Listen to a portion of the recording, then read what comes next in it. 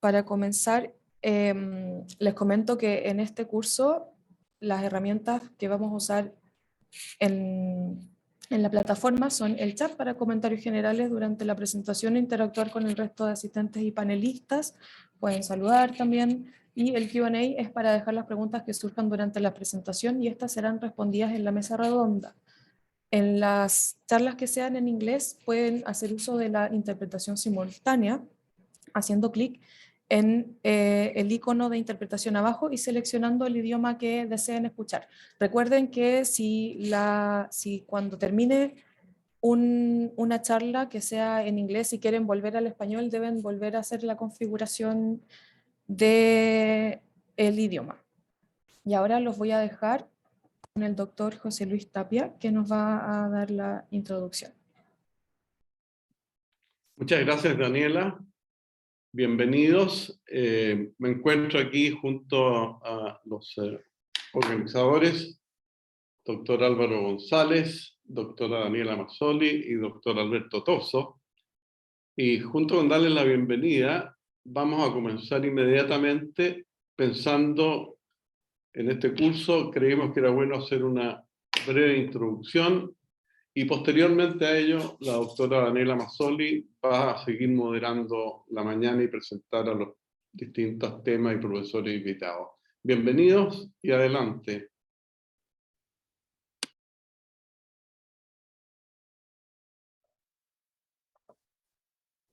Muy buenos días a todos.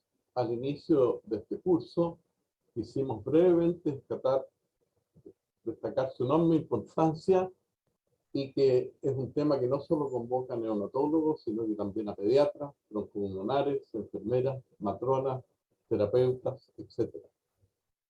Nos enfocaremos en dos aspectos que me parece que son claves. Uno es por qué es tan relevante esta patología y por qué ha sido tan difícil disminuir su incidencia.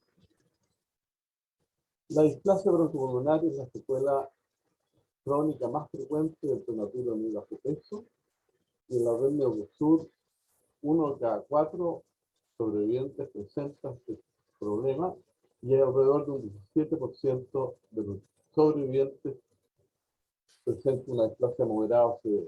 De estas últimas, un 43% tiene necesidad de oxígeno al momento del alta.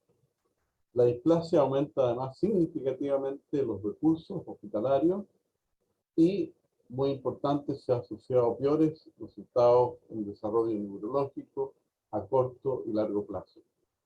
También se asocia a secuelas crónicas en la infancia y a una función respiratoria limitada en la edad adulta.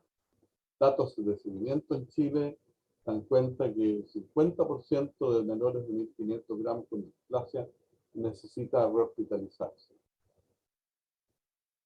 En datos de la revista Neuroreviews del 2018 se dan cuenta de una serie de datos de la relevancia de esta patología, en que se muestra que aumentaría 6 veces el riesgo de hospitalización prolongada. El 57 a 68% se va con oxígeno a domicilio cuando esta es moderada o severa. Un 13,5% de los displásicos severos requiere traqueostomía y un 20,4% de ellos muere antes de la alta o requiere traqueostomía. El tiempo de convulsión, como ven, supera el año de tiempo. Un hecho importante es que el 40% de las madres presenta depresión significativa. Esto es algo que no se ha estudiado mucho y que tiene que ver con el impacto emocional en las familias de niños con displasia. También se asocia a mayor riesgo de asma. En cuanto a los costos económicos, sin entrar a detalle, vimos que en nuestra red se aumenta significativamente los costos de elección en términos de días de hospitalización, días en ventilación mecánica y días con oxígeno. Datos norteamericanos también muestran un significativo mayor costo, prácticamente 3 veces más de UCI en los niños con y sin displasia. Estos son datos del 2001. A esto debiéramos agregar los costos post-alta hospitalaria. Un estimado del CDC da una figura de alrededor de 500 a $1.000.000 por persona en los que desarrollan displasia.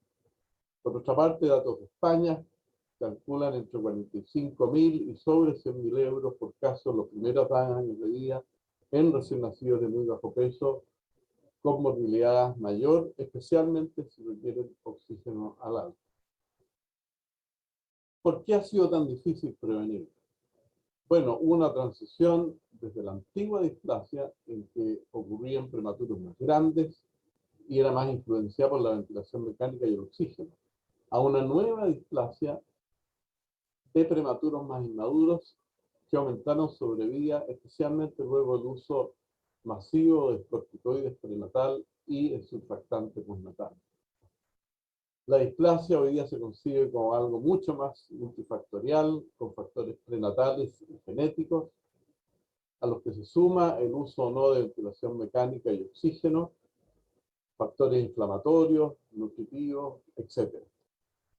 Creemos que fue muy importante redefinirla y que esto hace llevar una clasificación más estandarizada y que además se asocia a el pronóstico que tengan estos niños en el largo plazo. En este diapositivo, seguramente muy conocido por ustedes, se distingue entonces entre la displasia antigua, que eran niños ya con alvéolos formados, niños más maduros, versus la nueva displasia en niños más inmaduros, en que, como no se han desarrollado los alvéolos, se puede producir una detención en el crecimiento tanto vascular como alveolar. Aquí tenemos los datos de Neocosur. Como ustedes ven en la línea naranja, la incidencia se ha mantenido prácticamente de manera muy similar, en torno al 17% a lo largo de estos años. Y en este diapositivo también de la red, en recién nacidos de 23 a 29 semanas, se ve el impacto entonces en la sobrevida sin displasia, que es bajísimo en realidad en los niños entre 23 y 25 semanas, va aumentando después progresivamente. Existe un creciente interés, digamos, en determinar mejor que distintos fenotipos que tienen lugar con la displasia, compromiso del parénquima, de la vía aérea o de la vasculatura pulmonar. Lógicamente, cuando se combinan los tres fenotipos, el pronóstico es mucho peor.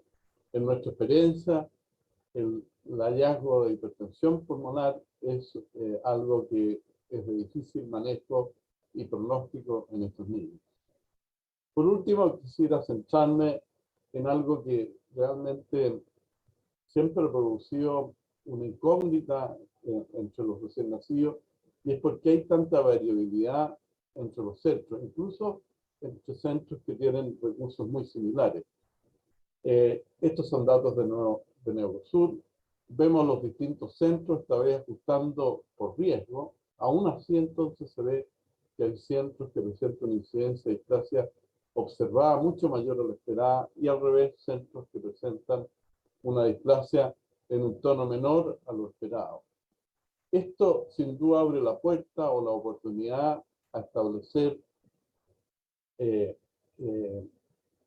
medidas de mejoría de calidad, confiando que a lo mejor esta es una manera de lograr mejores resultados en los distintos centros.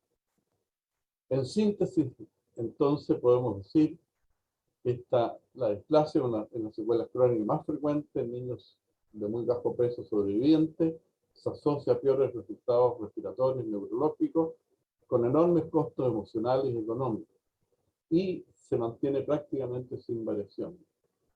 La implementación, entonces, de estrategias para aumentar la sobrevivencia de estos niños es un tema de salud muy relevante y muy urgente de atender. Este curso pretende actualizarnos en aspectos relevantes para entender mejor esta morbilidad e intentar disminuir su prevalencia o atenuar la intensidad del cuadro. Al final, queremos agradecer muy especialmente a nuestros destacados y distinguidos profesores y invitados. Tenemos el privilegio de contar con su generosa participación. Al Departamento de Neonatología de la Universidad Católica, donde pertenecemos, a la red Neocosur, que nos provee y monitorea datos de niños de muy bajo peso en la región de manera continua. a nuestros gentiles auspiciadores por su apoyo, GlaxoSmithKline y AstraZeneca, a Alejandra González y Daniela Betorroel por su aporte en la producción de este curso, y especialmente a todos ustedes los inscritos y oyentes, esperando sinceramente que sea de mucha utilidad y ayude en la mejoría de la calidad de sobrevida de nuestros prematuros. Bienvenidos entonces y muchas gracias.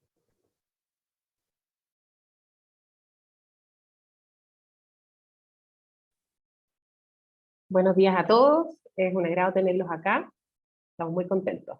A continuación vamos a escuchar las presentaciones de los doctores Bandari y Bancalari, luego vamos a tener un receso y a continuación vamos a escuchar 2 charlas más del doctor Bancalari y el doctor Bento, y luego vamos a tener la mesa redonda de preguntas.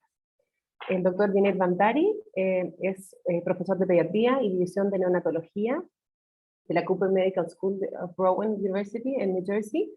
Su área de expertise, como sabemos, es el estudio de la genética en displasia broncopulmonar. El doctor Eduardo Bancalari es profesor de pediatría y director de la división de neonatología de la Universidad de Miami. Es un referente mundial, ¿no es cierto?, en displasia. La definición actual, de hecho, y la clasificación de displasia es su obra junto con el doctor Joe. Los dejo a continuación entonces con la primera presentación del doctor Vineet Bandari.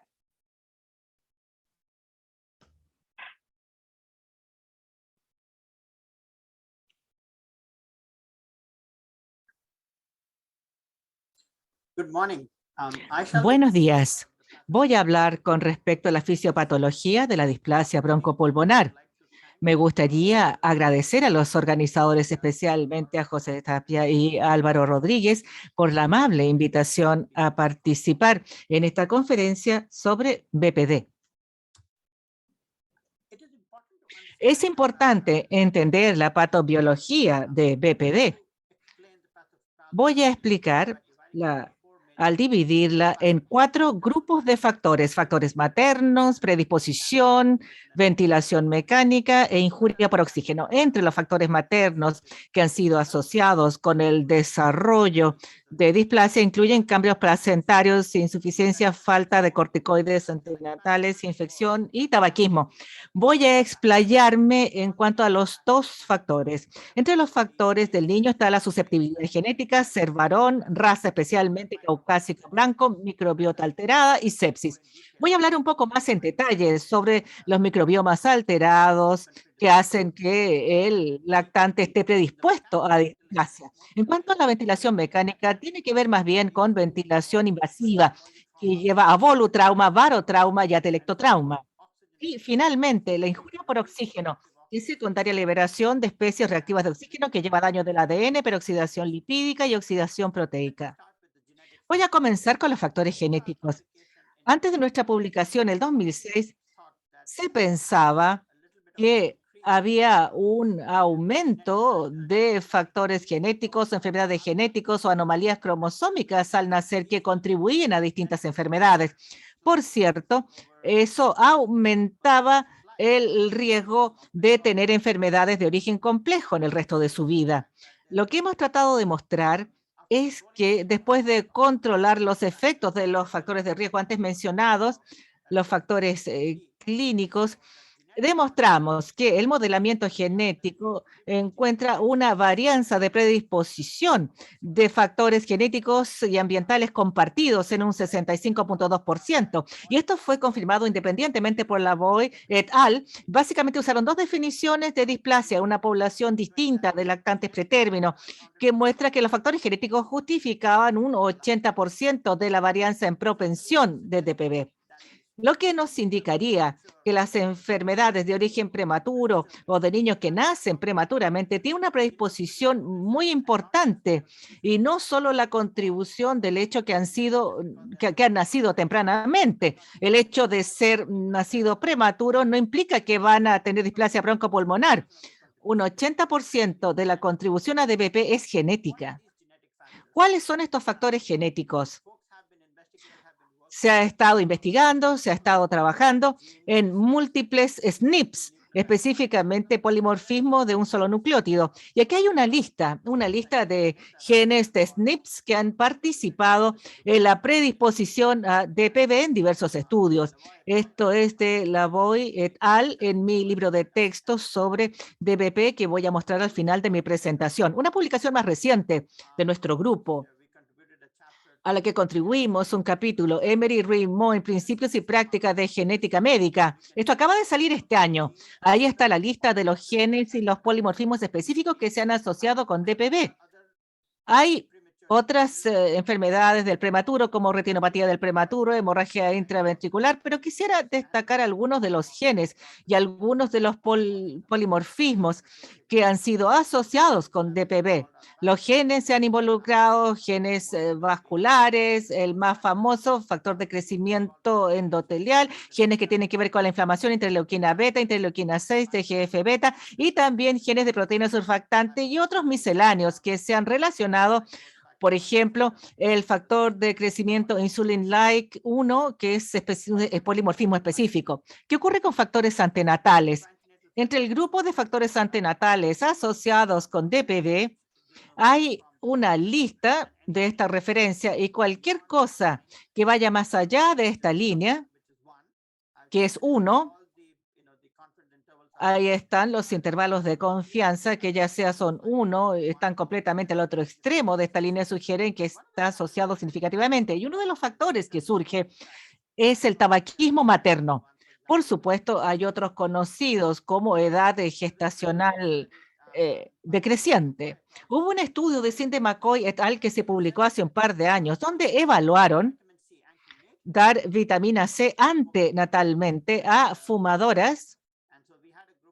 Tenemos un grupo de pacientes que eran fumadoras. Algunas fueron tratadas con vitamina C y a las otras se les dio placebo.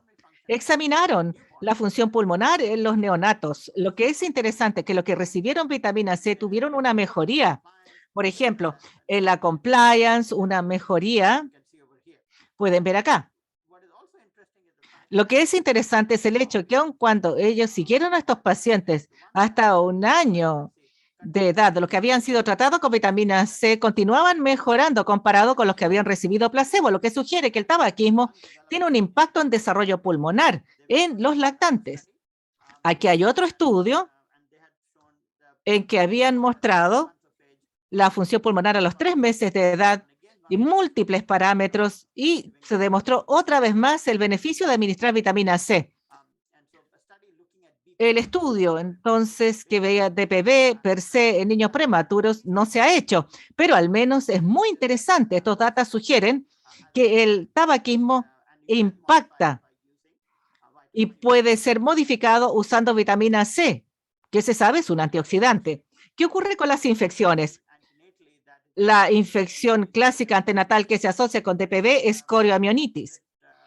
Esta tabla compuesta que muestro acá, se ve que hay distintas definiciones de DPV, a los 28 días, a los 36 semanas posedad menstrual. Si miran el diamante abajo de la pantalla, hay un riesgo aumentado de contraer DPV. No parece que esto sea verdad para DPV leve a moderado. Parte de la razón se debe a los distintos tipos de corioamionitis que han ocurrido en este estudio, ya sea histológico o clínico. Si nosotros vemos DPV leve, moderado a severa, el diamante toca el número 1, lo que sugiere que no es significativo. Hay tanta heterogeneidad en cuanto al diagnóstico de corioamionitis. Pero la conclusión de este artículo fue que la corioamionitis se asocia con mayor riesgo de desarrollar DPV, pero definitivamente esto está modulado por la edad gestacional y el riesgo de estrés respiratorio, sugiriendo que si tiene corioamionitis y, por supuesto, si es más joven o tiene baja edad gestacional, hay un riesgo aumentado de estrés respiratorio, es más proclive a tener DPV. Ahora, si eso es verdad, se sugiere que si modifica corioamionitis, puede tener un impacto en DPV. Este es un estudio reciente, relativamente reciente, publicado por nuestro grupo con colaboradores en Yale cuando estaba ahí. Lo que hicimos fue ver pacientes con diagnóstico de corioamionitis. Este es un diagnóstico clínico antenatal utilizando análisis de líquido amniótico. hicimos un estudio randomizado, 33 pacientes se les dio N-acetilcisteína, en placebo 34 pacientes. Notamos si se ven los resultados compuestos en cuanto a DPB-I o muerte, se puede ver que los pacientes con coriamnionitis confirmada clínicamente que habían recibido N-acetilcisteína antenatal eran protegidas de DPB o DPB-I o muerte. Se hizo un poco de tinción de la placenta que obtuvimos de estas pacientes. Lamento que la imagen no se ve muy bien, pero se trató de ver HDAC2 específicamente, que es de acetilasa de histona, que es importante para la apertura y el cierre de cromatina. Notarán acá, aquí está el puntaje inmunohistoquímico. Aquí tenemos nacimiento pretérmino y coriamnionitis. Se vio las que recibieron y las que no recibieron acetilcisteína. Y notarán que definitivamente hay una reducción en la tinción para HDAC2. Esto no vuelve al paciente pretérmino controlado no complicado, pero definitivamente hay una reducción en aquellos que la recibieron comparado con recibieron placebo, lo que sugiere que hay factores epigenéticos que desempeñan un papel importante en el desarrollo de DPP y pueden ser modificados utilizando intervenciones antenatales, por ejemplo, N-acetilcisteína. Se necesitan más estudios con un mayor tamaño muestral para confirmar estos resultados interesantes. Si quieren leer más al respecto, la referencia está en la pantalla. ¿Qué pasa con factores postnatales? Voy a enfocarme un poco en la microbiota. Hemos trabajado con colaboradores de la Universidad de Alabama, con mi colega Vivek Lal y Amir Bayanan. Hicimos un estudio donde estudiamos el microbioma en la vía aérea en niños de término y de extremo bajo peso al nacer con displasia broncopulmonar. Esta es una lista de bacterias que se encontró en el aspirado traqueal. No se enfoquen tanto en el nombre. Lo que notarán es el hecho que al haber un azul más oscuro, significa que hay más de ese tipo de bacteria. Ojalá que todos puedan apreciar que comparado con los niños de término extremadamente bajo peso al nacer, los niños con DPB tenían una mayor cantidad, como se ve acá, con este azul oscuro. En este gráfico se muestra que tenían más estafilococo y Escherichia y enterobacteria. Tratamos de ver si había una diferencia en la microbiota de los niños que desarrollaban DPB o eran resistentes a DPB. Había una cohorte Discovery de niños de Alabama. Hicimos el análisis traqueal, de aspirado traqueal el primer día de vida, unas cuantas horas de vida. Después seguimos a estos pacientes y estudiamos su microbioma y notamos que mientras más oscuro el color, más microorganismos se podían encontrar.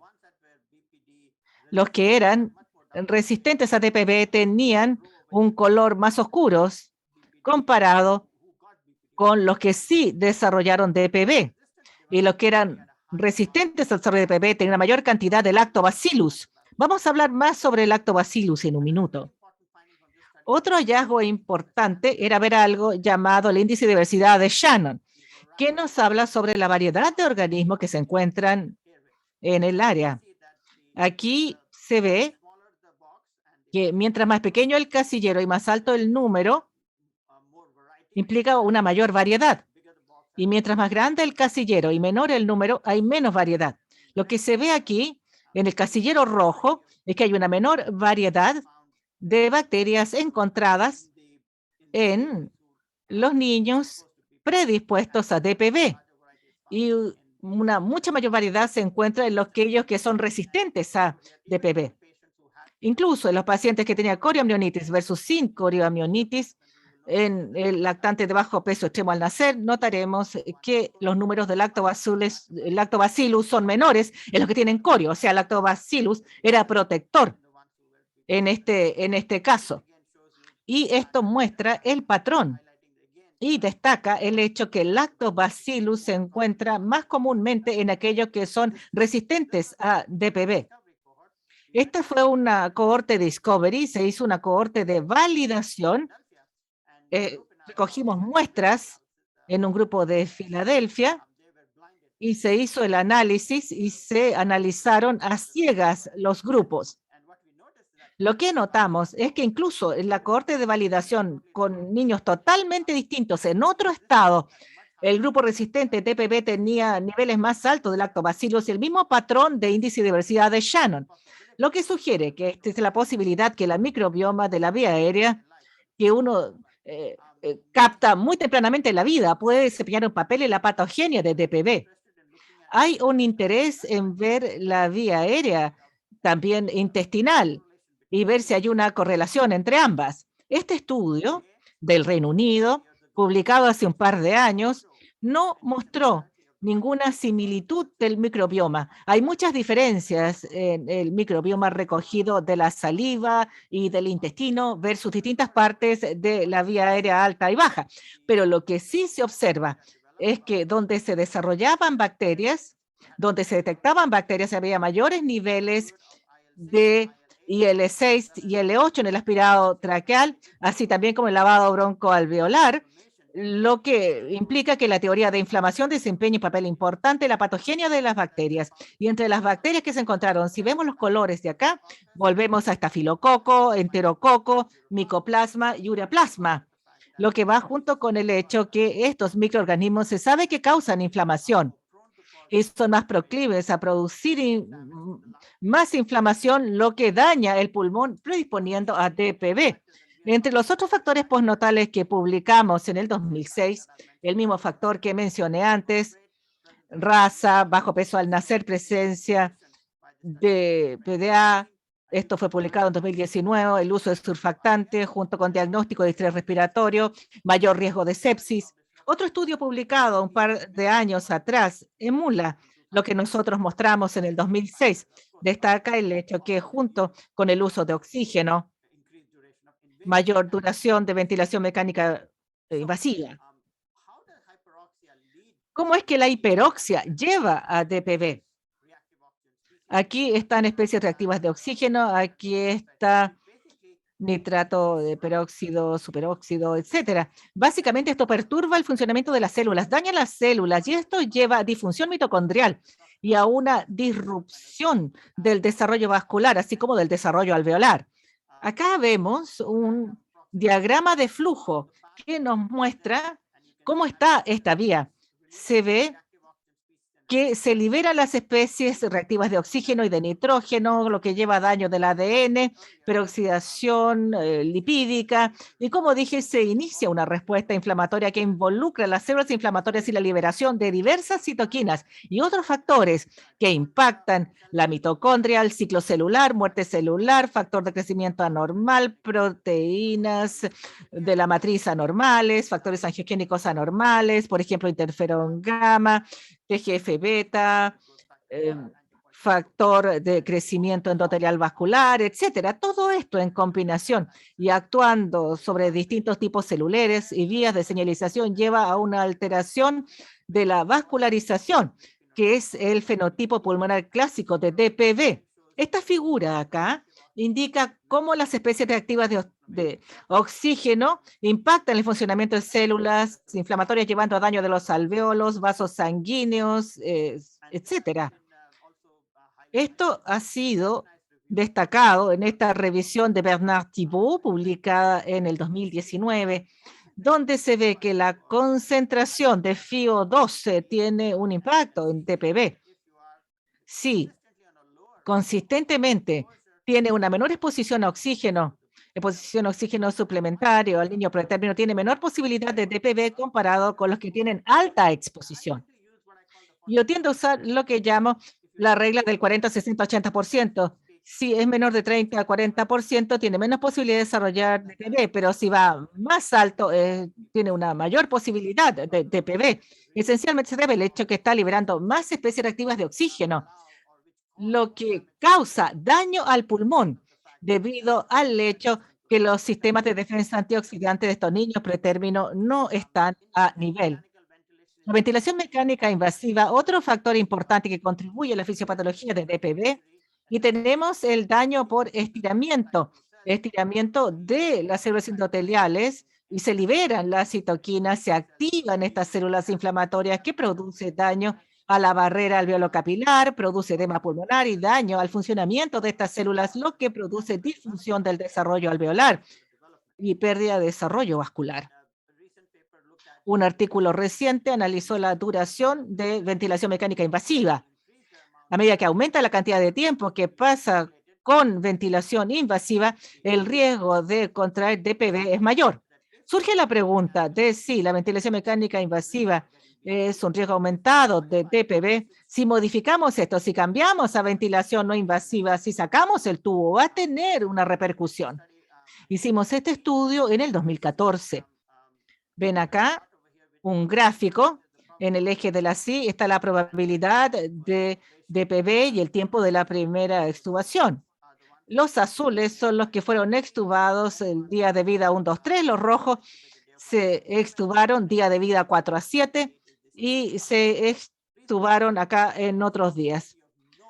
Ahí está la probabilidad de sin DPV. Como se ve, si se extubó en el día de vida 1 a 3 o 4 a 7, es mucho más probable que no tenga DPV comparado con los que son extubaron después de una semana de vida. Esto es estadísticamente significativo en este análisis.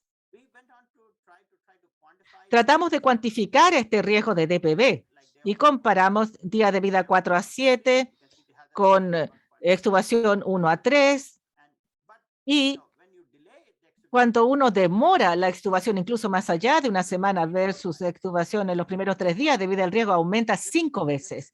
Y esta es sobrevida no ajustada con DPV. Aquí están los niños que sobreviven y tienen DPV. Y de hecho, si usted extuba al niño después de 8 días versus día 1 a 3, tiene 12 veces el riesgo de DPV. Y si se compara incluso con niños que se extuban 8 más 8, 4 a 7, tiene 7 veces el riesgo de DPV. Y este análisis se ajustó por múltiples factores clínicos para los cuales recabamos datos y la lista está abajo, ahí está la referencia del artículo. Surge la pregunta de si podemos tratar de extubar a estos niños, pero algunos no toleran la extubación. ¿Y qué pasa si se reintuban? ¿Aumenta el riesgo de DPV? Analizamos esta pregunta haciendo esto. Pueden ver acá niños que fueron extubados el día de vida 1, 2, 3, 4, 7 y más de 7.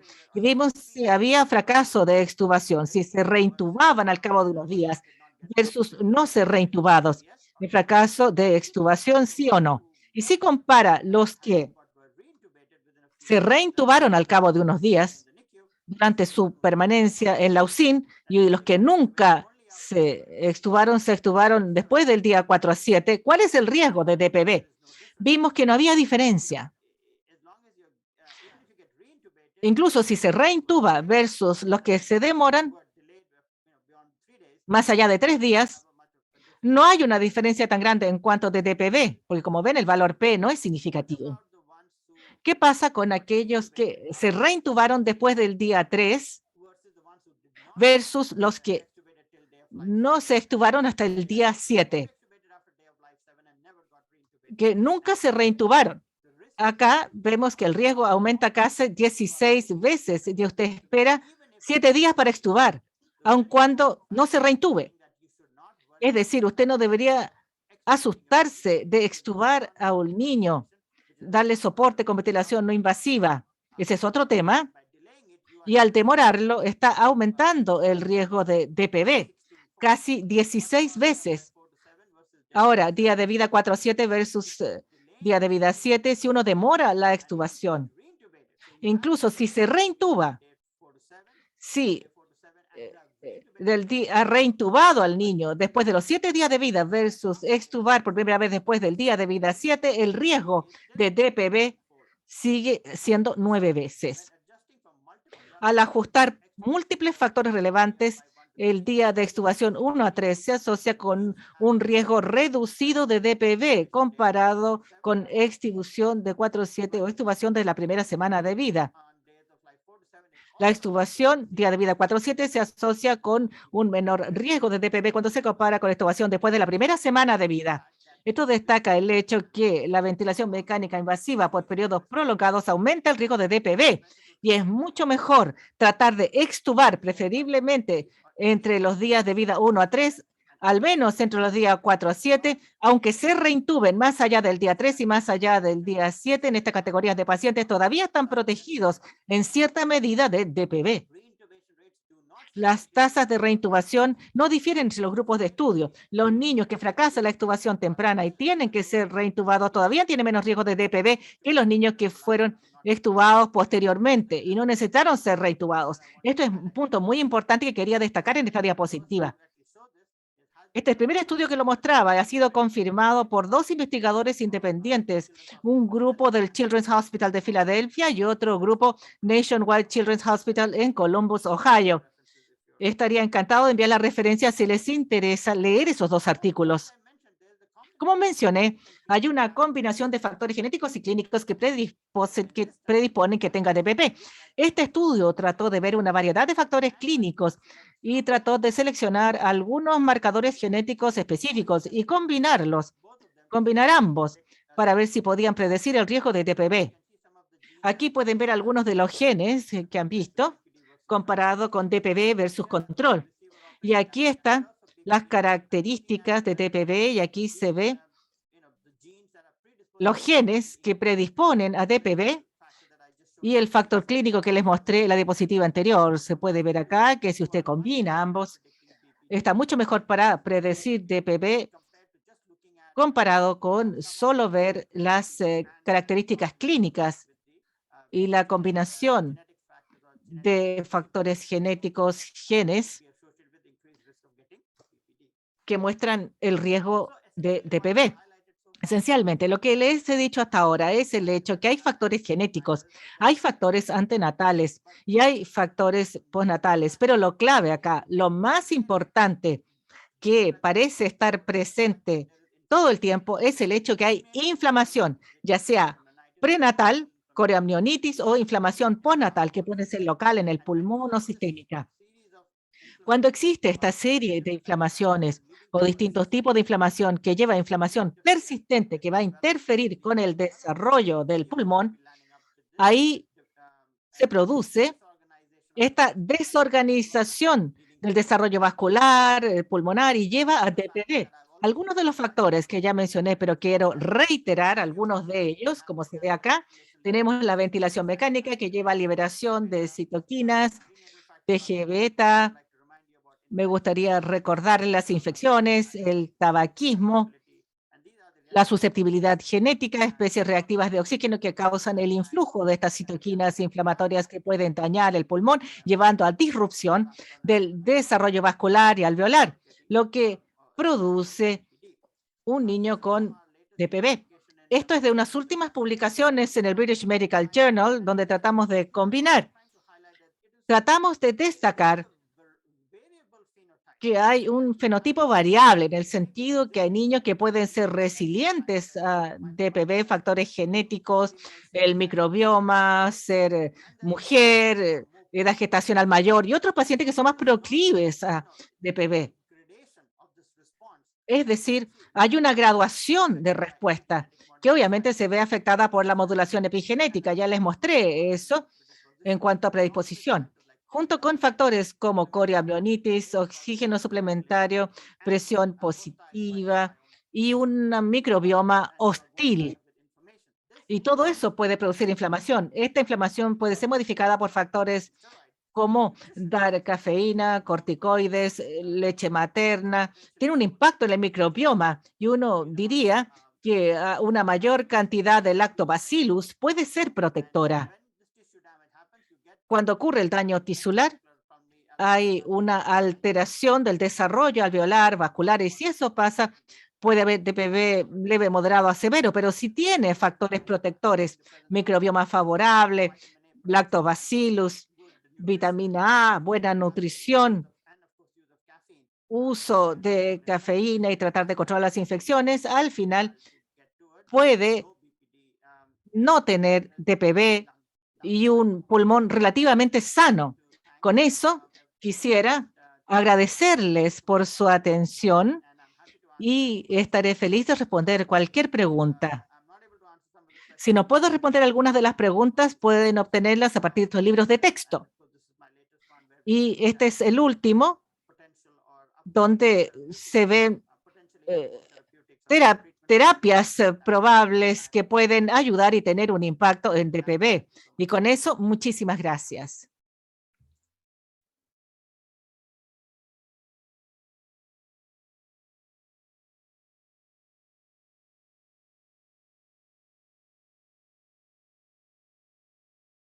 No, ahí está.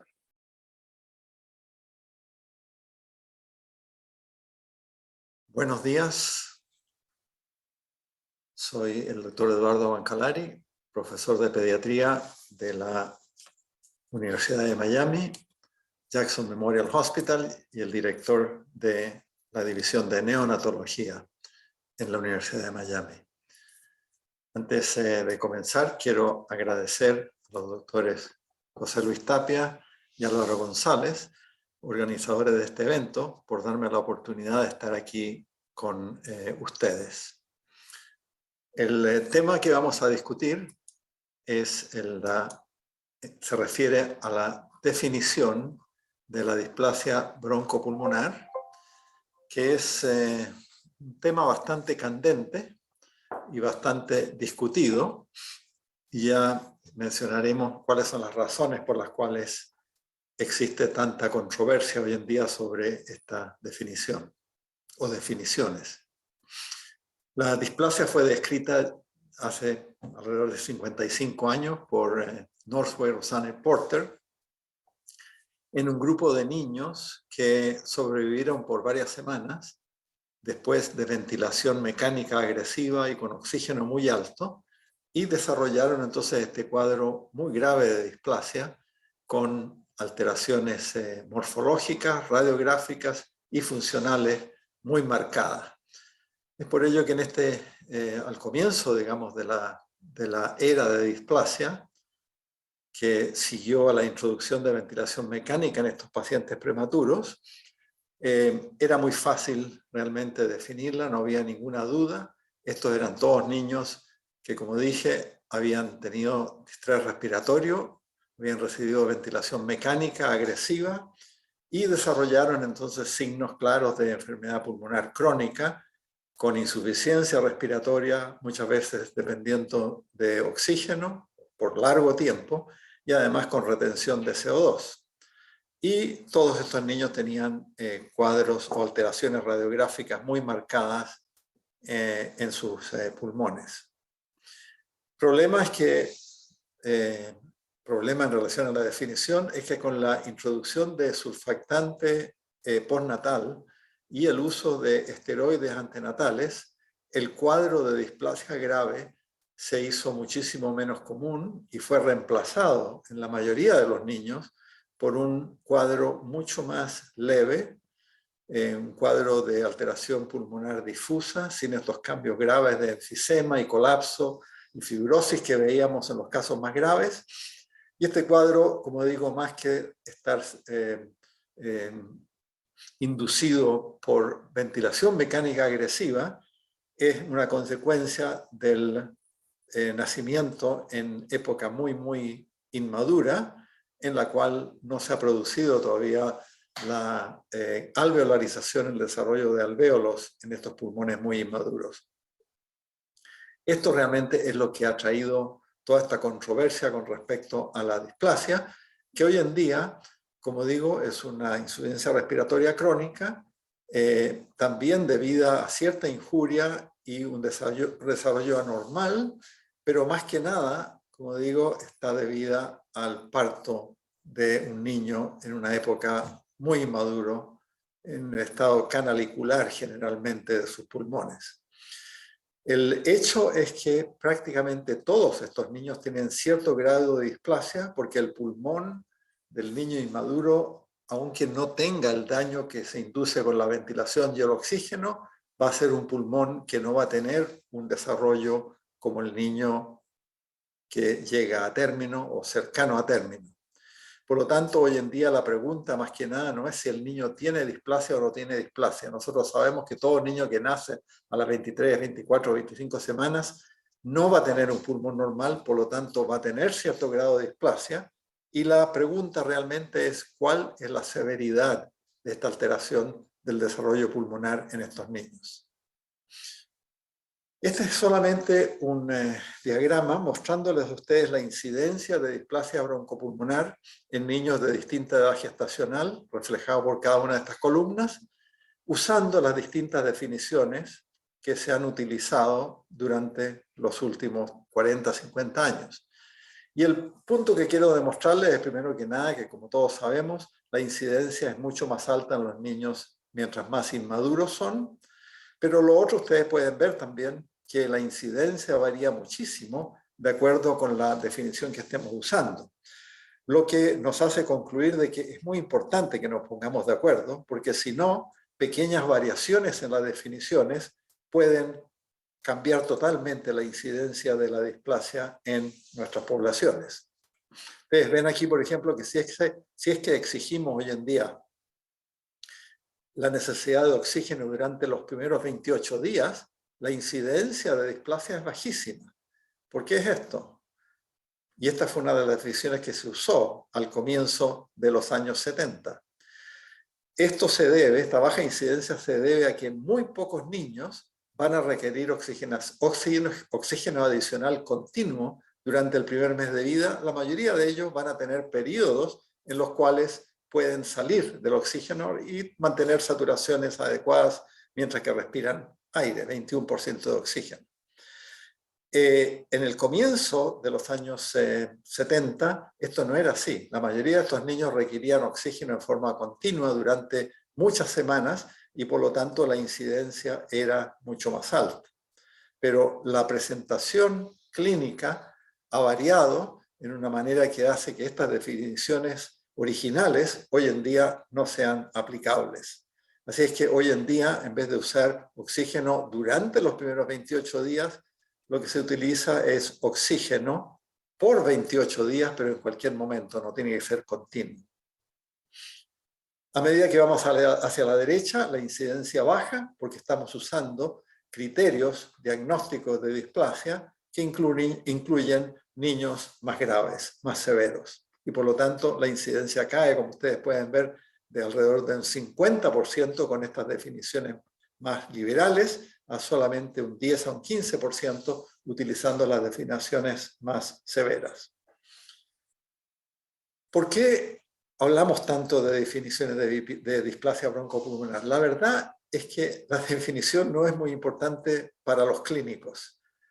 Todos ustedes que trabajan en cuidados intensivos neonatales saben perfectamente bien cuando un niño tiene sus pulmones dañados y hacen el diagnóstico de displasia broncopulmonar por la presentación clínica radiográfica de distintas maneras. Y hay muy poca discusión. La razón por la cual las definiciones son importantes son fundamentalmente para mantener estadísticas consistentes en las que podamos ver cómo nos está yendo nuestra unidad y cómo comparamos con otras unidades. Es importante para cualquier trabajo de investigación. Obviamente, si no tenemos una definición exacta, no podemos evaluar el efecto de intervenciones para reducir esta patología. Y también es importante para predecir cuál va a ser el curso de estos niños en el futuro. Esto es importante para los padres, para los sistemas de salud, para nuestra comunicación con los pediatras y los incluso médicos de adultos que van a cuidar de estos pacientes más tarde.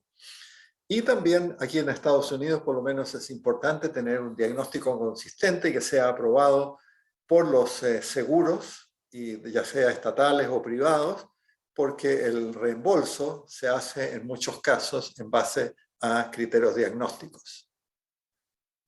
Una de las definiciones, yo diría la definición que se ha utilizado por más tiempo y en la mayor parte de los trabajos de investigación en los últimos 15, 20 años, es esta definición que se desarrolló en un simposio en el que se reunieron clínicos e investigadores interesados en desarrollo del pulmón y cuidado intensivo neonatal, y fue la primera definición en la que se trató de clasificar daño pulmonar de distintas intensidades.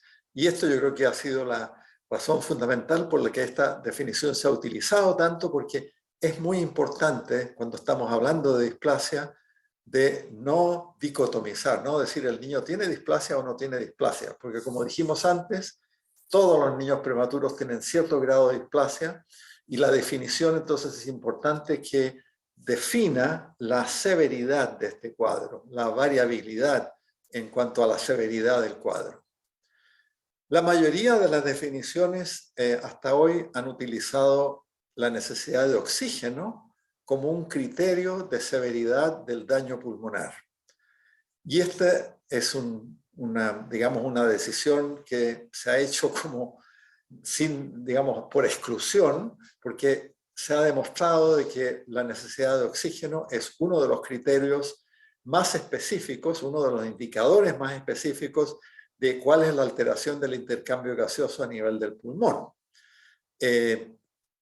Permite el diagnóstico, si es que se utiliza en la necesidad de oxígeno a las 36 semanas, que es nuevamente lo más corriente. Esto permite hacer el diagnóstico antes de que se vaya el niño a la casa en general, y es un método relativamente sencillo, o sea, ver cuánto oxígeno está requiriendo el niño a las 36 semanas, tiene que estar, es información que está en todos los... y por lo tanto está disponible para efectuar esta clasificación. En general, la necesidad de oxígeno, como digo, se relaciona con la severidad del cuadro y por lo tanto nos permite predecir cuál va a ser la evolución de ese niño en cuanto a los años que siguen a la salida del hospital e incluso después como adulto. Y esto volveremos en algunos minutos. ¿Cuáles son las limitaciones de usar la necesidad de oxígeno como un criterio de severidad de la enfermedad pulmonar? Primero que nada, que hay alteraciones agudas como infecciones, atelectasia, un ductus arterioso que pueden alterar la necesidad de oxígeno en forma transitoria. Y por lo tanto, si usamos oxígeno a las 36 semanas, en algunas situaciones, esta necesidad de oxígeno, esta concentración de oxígeno que nos va a decir cuán grave es la displasia, puede que no sea un marcador del daño crónico.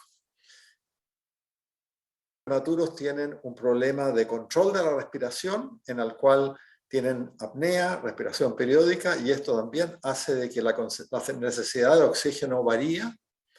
Es muy importante el método que se esté utilizando, y vamos a volver a esto en algunos minutos, ya que hay algunos métodos, como por ejemplo cuando el niño está siendo ventilado, que nos permiten definir exactamente cuánto oxígeno está recibiendo el niño. Sin embargo, si el niño está en una cánula nasal, por ejemplo, es mucho más impreciso y no sabemos realmente cuánto del oxígeno que le estamos dando a este niño por cánula nasal está llegando a los alvéolos. Hay intervenciones terapéuticas como cafeína, esteroides, diuréticos que también alteran en forma aguda o pueden alterar en forma aguda la necesidad de oxígeno, lo que hace que la fracción inspirada sea menos precisa. Obviamente, si estamos trabajando en una unidad en La Paz o estamos trabajando en una unidad en Bogotá y la presión barométrica es más baja, esto también va a hacer más difícil el uso del oxígeno inspirado como criterio de severidad de la alteración pulmonar. Y finalmente, era muy importante antes, cuando cada unidad tenía su objetivo de saturación y por lo tanto la cantidad de oxígeno que el niño necesitaba o que recibía a las 36 semanas estaba muchas veces dado más que por la severidad del cuadro pulmonar, por el objetivo de saturación que estábamos persiguiendo en esos niños. Este diagrama de la doctora Walsh, que fue la primera que introdujo la idea esta de tener una definición fisiológica de la necesidad de oxígeno o definición fisiológica de la displasia, no hizo otra cosa que definir qué saturación queríamos obtener y ajustando entonces ese parámetro podíamos determinar en forma más precisa cuál realmente era el oxígeno que necesitaba ese niño.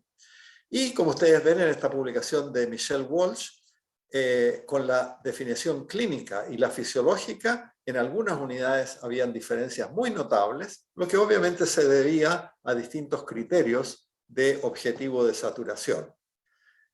Afortunadamente, después de los estudios de distintas saturaciones de oxígeno, el uso del oxígeno se ha hecho mucho más estandarizado.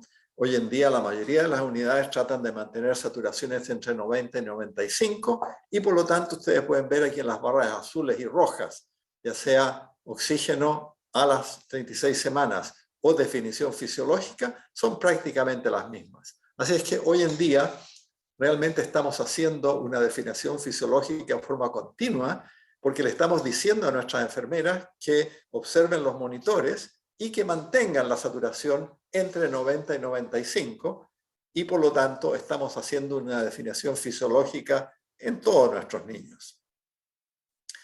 Un aspecto, una limitación grave del uso de oxígeno en cualquier momento, ya sea a los 28 días o a las 36 semanas, es que como todos sabemos, nuestros pacientes muchas veces tienen fluctuaciones notables en la necesidad de oxígeno, lo que refleja un hecho que en estos casos no es una enfermedad crónica estable, sino que lo más probable estos son episodios agudos, ya sea de apnea, de infecciones intercurrentes, de descompensación de un ductus, que hacen que estos niños se estén yendo para arriba y para abajo.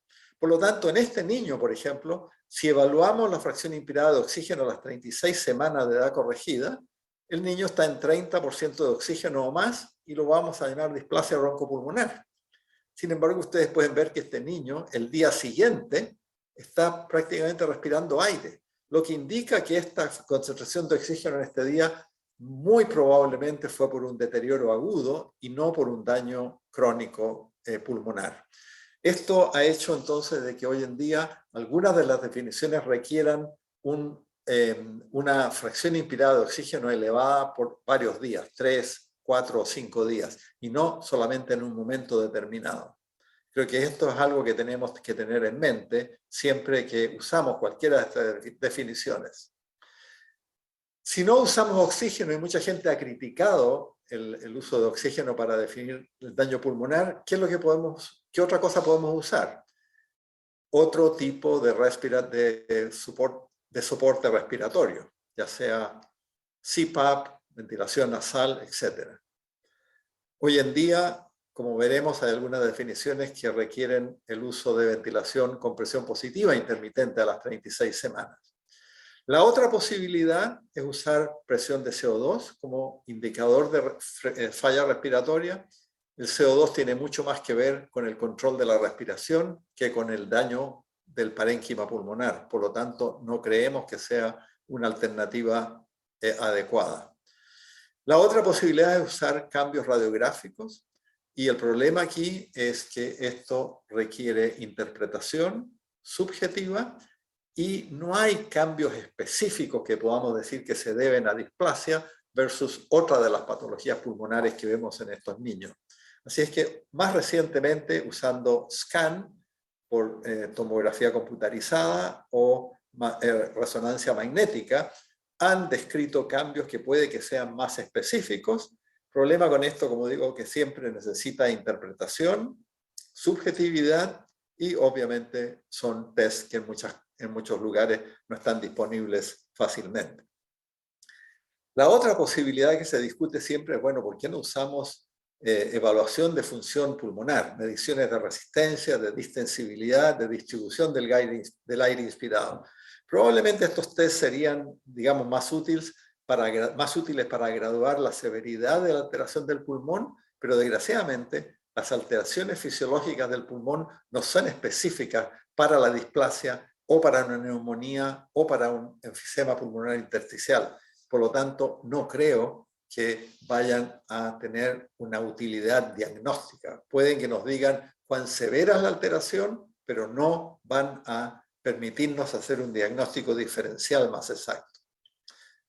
El otro aspecto que mencioné antes y que se habla mucho cuando se trata de cambiar las definiciones es usemos una definición que no solamente nos diga qué va a pasar con ese niño a las 36 semanas o las 40 semanas, sino qué va a pasar cuando el niño tenga 1 año, 10 años o 20 años. Y esto yo creo que es muy útil, o sea, si uno puede tener un criterio que nos permita predecir qué va a pasar con este paciente más tarde, obviamente que es muy importante. Pero yo creo que es un poco exigir demasiado de una definición. Desde luego, nosotros cuando hacemos el diagnóstico de meningitis, nos gustaría saber qué va a pasar con la función neurológica de ese niño al año, a los 10 años, a los 20 años, pero a nadie se le ocurriría pedir un pronóstico exacto de qué es lo que va a pasar, porque sabemos que hay muchísima variabilidad. Y yo creo que aquí con el pulmón es exactamente lo mismo. Hay muchas cosas que pueden favorecer la mejoría del pulmón y hay muchas otras cosas que pueden suceder en este niño durante los años de vida, después del alta del hospital, que pueden alterar la función del pulmón. Así es que creo que es importante tratar de tener una definición que tenga un valor pronóstico, pero no creo que podamos esperar que esto va a ser muy exacto.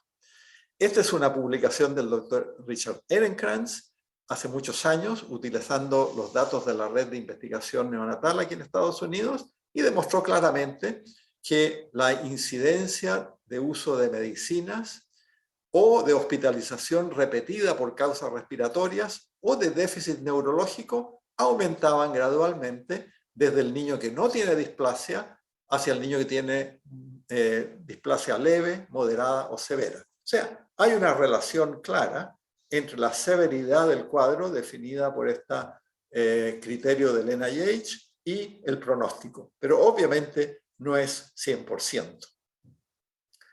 Este fue otro intento de ver qué es lo que sucedía con distintas definiciones en cuanto a el pronóstico a largo plazo.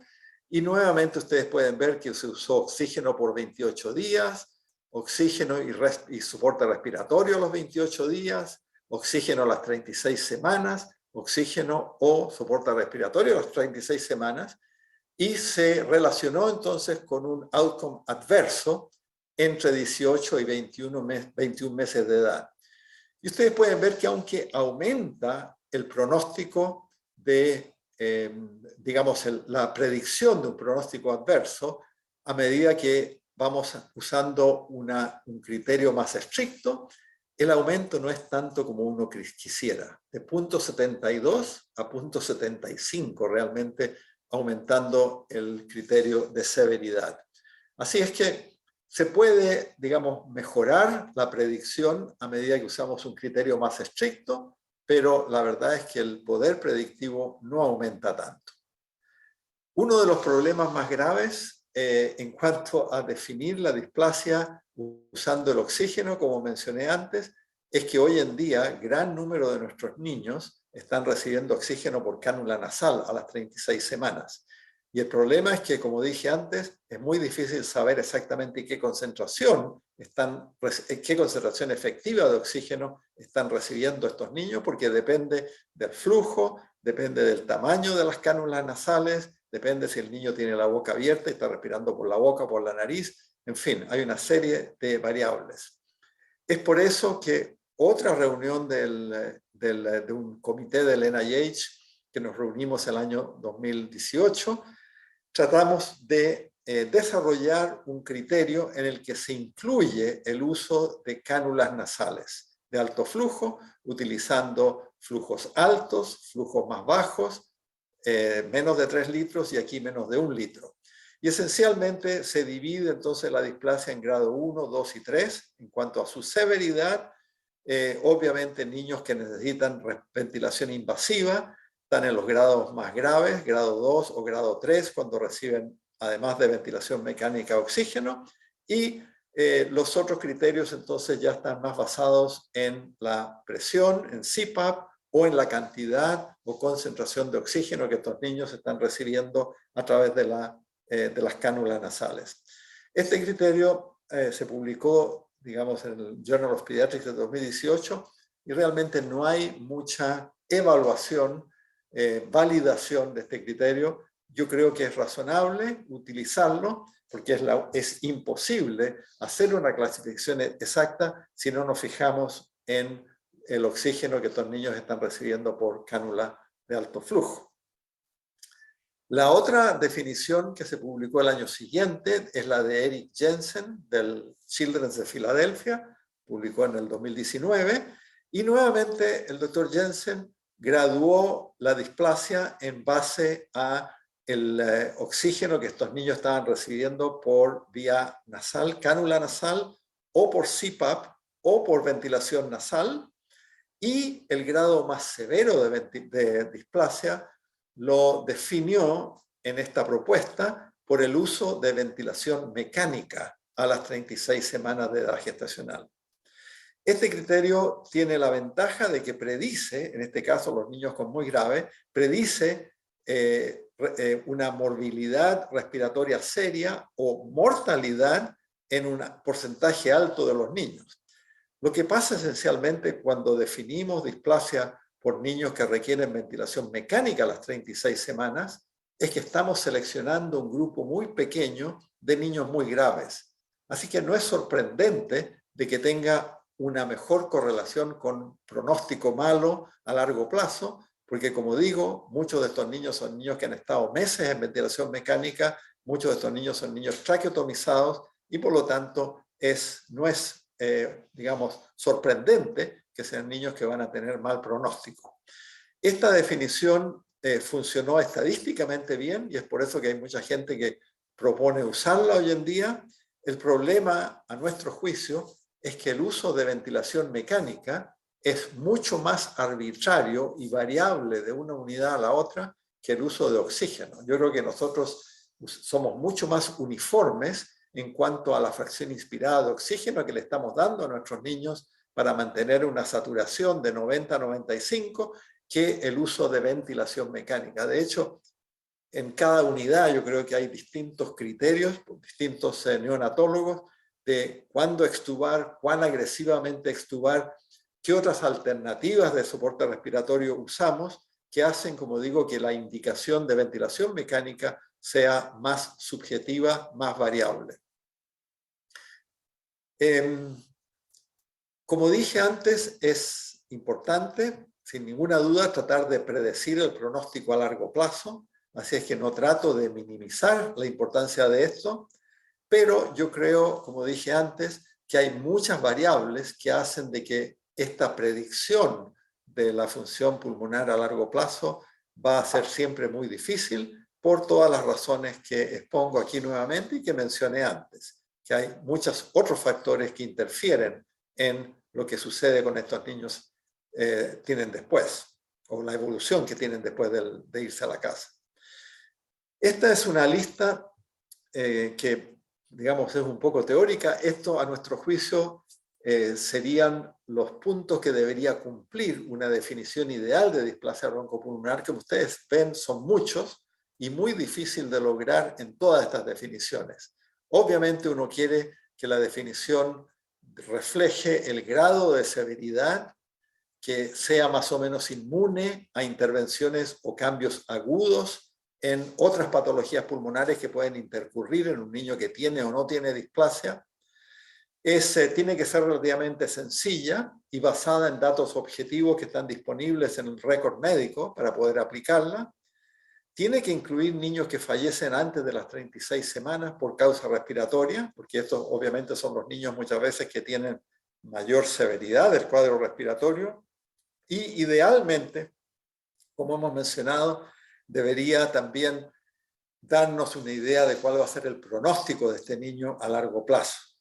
Y lo otro es que cualquier definición que usamos tenemos que asegurarnos de que sea aceptable para las agencias reguladoras de cuidado médico, seguros, etcétera, etcétera. Así que, como digo, esta es una lista un poco hipotética, pero yo creo que es muy importante para todos aquellos que están interesados en tratar de perfeccionar las definiciones, de que nos aseguremos que por lo menos las definiciones traten de cumplir con estos criterios. ¿Qué es lo que hacemos en este momento? Como digo, desgraciadamente hay muchas propuestas de nuevas definiciones. El problema es que si cambiamos la definición de displasia, primero que nada puede, hasta que esa definición no esté muy validada, puede que las cosas anden peor que con las que tenemos. Y el otro problema es que obviamente hay muchos datos de investigación y de epidemiología que están basados en las definiciones que se han utilizado hasta este momento. Si cambiamos la definición, va a pasar bastante tiempo hasta que tengamos nuevos datos epidemiológicos, clínicos, etcétera, para poder comparar y ver si lo que estamos haciendo es mejor o peor. Como mencioné al comienzo de esta discusión, pequeñas variaciones en la definición pueden tener un efecto notable en la incidencia de displasia. Así es que nosotros pensamos que hasta que no haya una propuesta clara y que se compruebe que tiene beneficios sobre las definiciones que se han utilizado hasta este momento, a nuestro juicio por lo menos deberíamos seguir usando las definiciones actuales.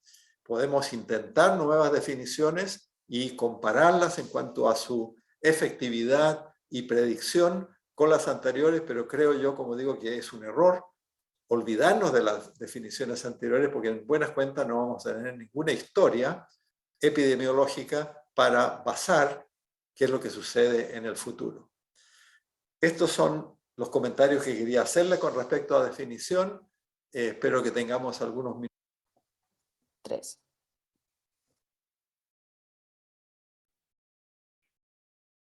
Bueno, muchas gracias a los doctores Vancalari y Bandari por sus excelentes presentaciones. Ahora vamos a tener un receso para que puedan aprovechar de tomarse un café, que todos necesitamos. Vamos a volver a las 11 en punto, así que ojalá se puedan conectar un poquito antes para 11 partir p.m. justo So a we la hope hora. ¿Ya? Y we can queremos aprovechar start de agradecer. sharp on time. Queremos aprovechar de agradecer a nuestros auspiciadores GlaxoSmithKline y AstraZeneca. Vamos a dejarlos con algunas diapositivas informativas que pueden ser de su agrado.